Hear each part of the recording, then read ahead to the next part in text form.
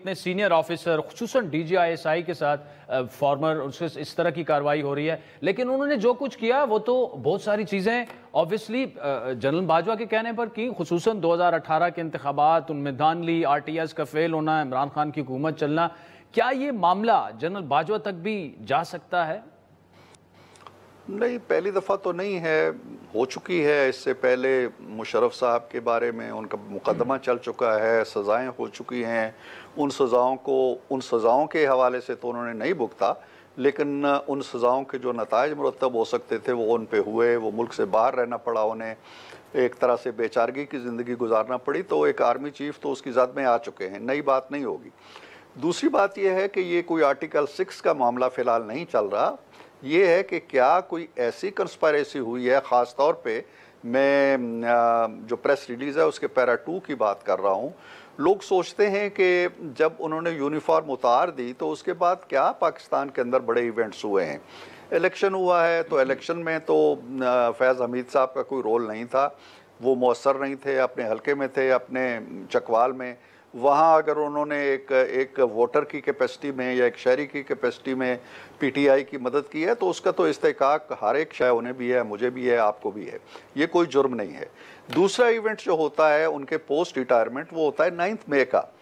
और जो क्या साराइयाँ हो रही हैं वो ये हो रही हैं कि शायद कुछ ऐसी वाज़े चीज़ें मिली हैं या ऐसी वाज़े दस्तावेज़ात कह लें या शवाहिद कह लें जो हाथ लगे हैं, जो ये इस्टेब्लिश करते, ये क्यास है कि ये जो इस्टेब्लिश करते हैं कि उनका 9 मई के वाक़यात से ताल्लुक़ था, उसकी हिकमत अमली से ताल्लुक़ था, उसकी एग्जीक्यूशन से ताल्लुक़ था, और वो शाम बाकायदा राब्ते में थे।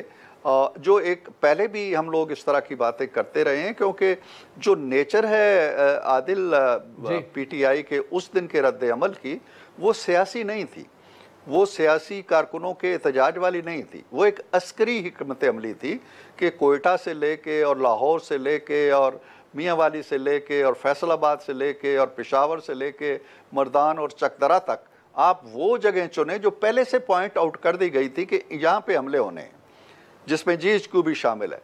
तो ये एक तरह की नीम अस्करी हिकमत अमली लगती है ताकि यहाँ पे एक फसाद पैदा हो, उस फसाद का रद्द अमल फ़ौज के अंदर हो और फ़ौज का वो रद्द अमल आर्मी चीफ के घर तक या उसके दफ्तर तक चला जाए या उसकी ज़ात तक चला जाए। ये एक मंसूबा लगता है जो पहले भी डिस्कस होता रहा है, लेकिन उस पर किसी का नाम नहीं आया।